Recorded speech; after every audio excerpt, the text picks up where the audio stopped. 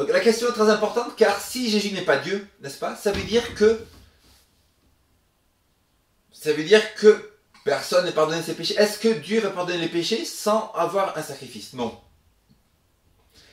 Vous les musulmans, vous croyez que tout l'Ancien Testament a été envoyé par Allah. Néanmoins, une grande partie de l'Ancien Testament nous dit que dans le peuple juif, il y avait un système de sacrifice et que chaque jour, les juifs qui mentaient, qui volaient, qui tuaient, ils devaient apporter un animal. Cet animal, on prenait un couteau, le couteau était mis sur la gorge et le sang faisait le pardon des péchés. Et une fois par an, il y avait le Yom Kippour, c'est-à-dire qu'une fois par an, tout le peuple se mettait autour du tabernacle. Le grand prêtre rentrait dans le lieu saint, a pris le lieu très saint dans ce tabernacle, et le péché de tout Israël était pardonné. Ça veut dire que, même si ce serait Allah qui aurait donné l'Ancien Testament, n'est-ce pas, il y avait tout un système de sacrifice qui était emmené depuis 4000 ans, depuis des milliers d'années. Donc, pourquoi Allah maintenant il pardonnerait les péchés sans rien du tout, alors qu'il avait inventé tout un système de sacrifice qui prouve que chaque péché mérite une sanction. Dire que Allah pardonne le péché comme ça sans qu'on fasse rien du tout, c'est comme si moi je vais dans la rue maintenant, je vole une voiture, je tue quelqu'un, et le policier il vient et me dit « Je te pardonne, rentre chez toi ». Est-ce que le policier va dire « Je te pardonne, rentre chez toi » ? Non. Il y a une sanction, il y a une peine, il y a une condamnation pour quelque personne qui fait du mal. Même sur terre, combien plus pour Dieu qui existe dans les cieux, n'est-ce pas? Comment Dieu va pardonner comme ça sans rien, alors qu'il a toutes les lois de ne pas pécher, de ne pas mentir, et qu'il y a la charia, n'est-ce pas? La charia prouve que dans votre monde musulman, qu'il y a des peines pour les gens qui font du mal, alors que Dieu il va pardonner comme ça, je te pardonne. Non. Ça veut dire que, il y a écrit dans Hébreux 9, 22, sans effusion de sang, il n'y a pas de pardon des péchés. Ça veut dire que le pardon des péchés ne peut arriver que par le sacrifice et le sang d'une personne parfaite qui est comme Dieu. La question est, qui c'est qui est comme Dieu? La seule personne c'est Jésus. Ça veut dire que la seule personne qui aurait pu sauver cette planète déchue, la Terre, c'est Jésus qui meurt sur la croix. Ça veut dire que si Jésus n'est pas mort sur la croix, il a dit lui-même, vous êtes toujours dans vos péchés, et personne ne peut aller au paradis sur cette terre, personne. Il est écrit dans 1 Jean 3, celui qui a le Fils a la vie, celui qui n'a pas le Fils de Dieu n'a pas la vie éternelle, ce qui veut dire que celui qui ne croit pas en Jésus comme Dieu n'a pas la vie éternelle.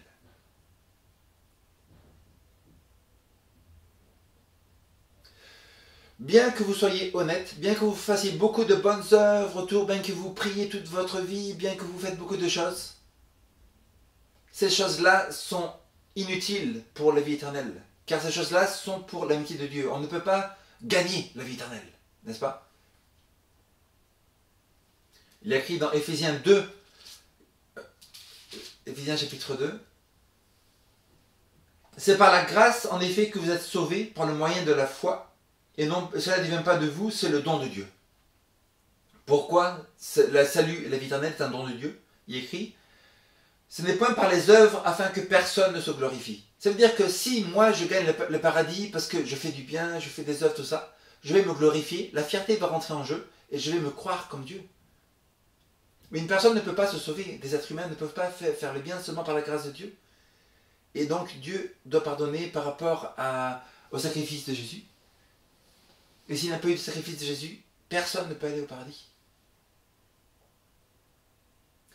Vous êtes demandé pourquoi? C'est parce qu'il y a 10 commandements, n'est-ce pas? En France, si je roule dans un petit village à 80 km/h, n'est-ce pas? Et la police voit ça et qu'il y a un radar, je suis arrêté.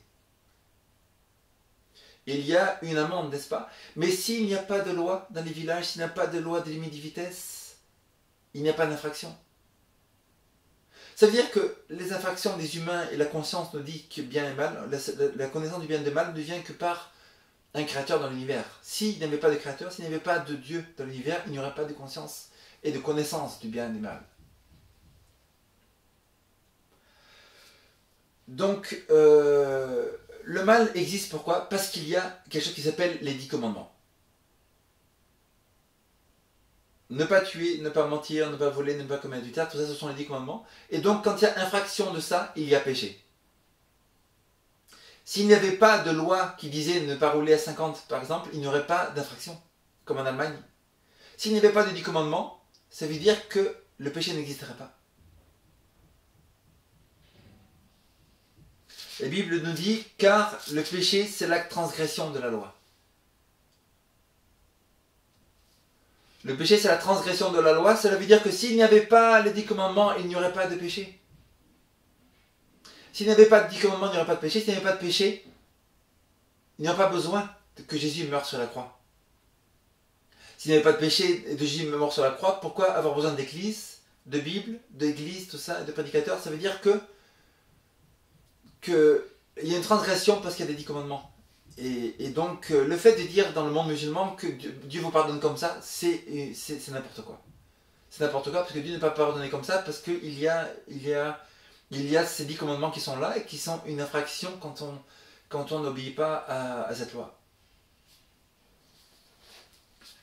Maintenant, quelques erreurs de plus qu'il y a dans le Coran, c'est que dans le Coran, ça parle de Gédéon, n'est-ce pas? L'histoire de Gédéon.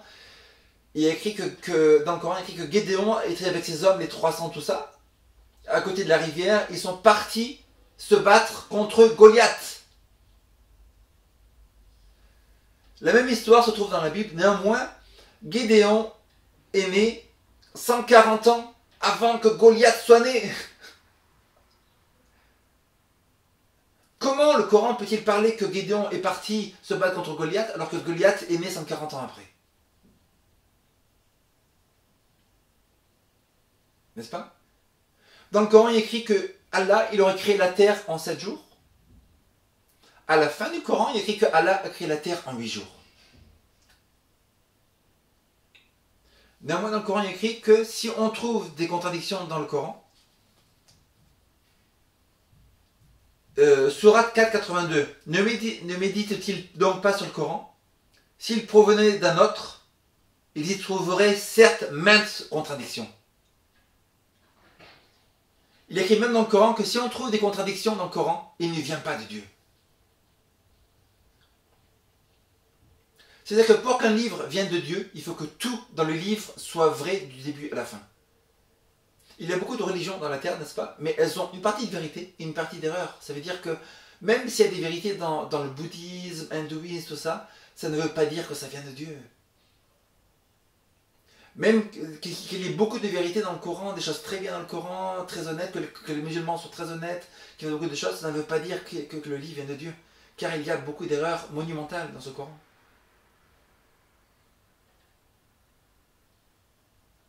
Dans le Coran, il est dit que Dieu a créé l'univers par une goutte de sperme. Après, il est dit que Dieu a créé l'univers par la poussière. Après, il est dit que Dieu a créé l'univers par une goutte d'eau. C'est quoi? Goutte de sperme? Poussière ou une goutte d'eau? Il y a une très grande contradiction là, mes amis. On est rempli dans les contradictions là.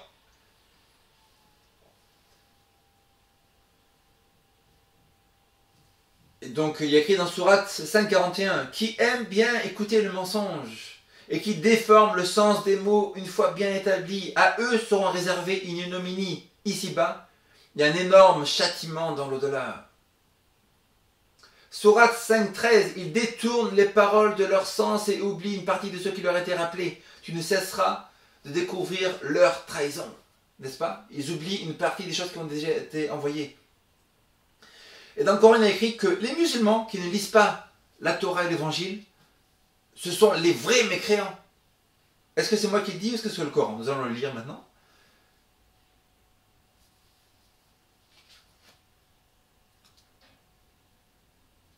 Il est écrit, Sourate 5.44, nous avons fait descendre la Torah dans laquelle il y a guide et lumière.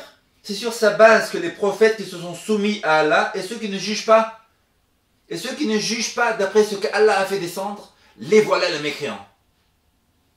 Comment en 2014 Allah peut dire au monde musulman partout que vous musulmans, nous avons fait descendre la Torah et l'Évangile, et vous, ceux d'entre vous musulmans qui ne jugent pas d'après ce qui a été déjà envoyé avant, les voilà les mécréants. Ça veut dire que tout musulman sur la terre qui ne lit pas la Torah, qui ne lit pas l'évangile, la Bible, le Sourate 544 nous dit, le voilà le vrai mécréant.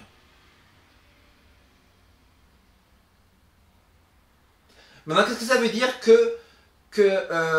et ceux qui ne jugent pas d'après ce qu'Allah a fait descendre, les voilà les mécréants. C'est quoi ça veut dire juger? Juger, ça veut dire qu'un musulman qui ne fait pas suivre sa vie d'après la parole de Dieu, un musulman qui ne suit pas les préceptes et n'obéit pas les préceptes à la parole de Dieu, Sourate 544 nous dit, le voilà le vrai mécréant.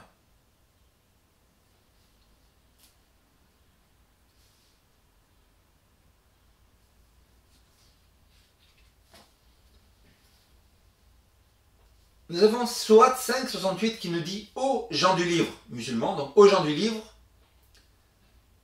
vous ne tenez sur rien tant que vous ne vous conformez pas à la Torah et à l'évangile.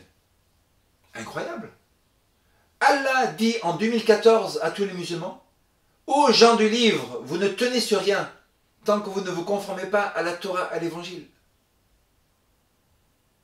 Ma question c'est combien de musulmans sur terre lisent la Bible, se conforment, vont obéir à la parole de Dieu? Pratiquement aucun. Ça veut dire que les musulmans ne tiennent sur rien. Une autre question c'est comment Allah en 2014 peut dire aux musulmans dans Sourate 5, dans Sourate 568, ô gens du livre, vous ne tenez sur rien tant que vous ne conformez pas à la Torah et l'évangile. Si la Bible a été corrompue, comment Allah pourrait dire en 2014 aux musulmans de suivre la parole de Dieu? Ce n'est pas possible. Ça veut dire que le Coran est totalement en contradiction.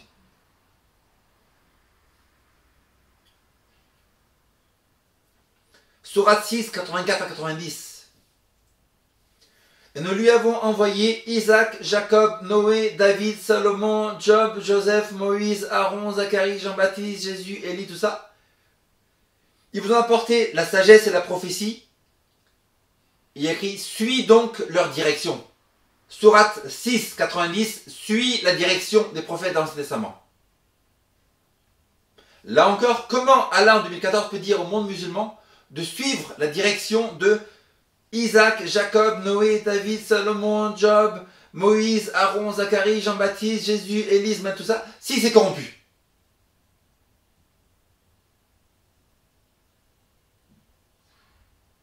N'est-ce pas? Ce n'est pas possible. Donc nous avons des erreurs très graves ici dans le Coran. On continuera dans un autre épisode.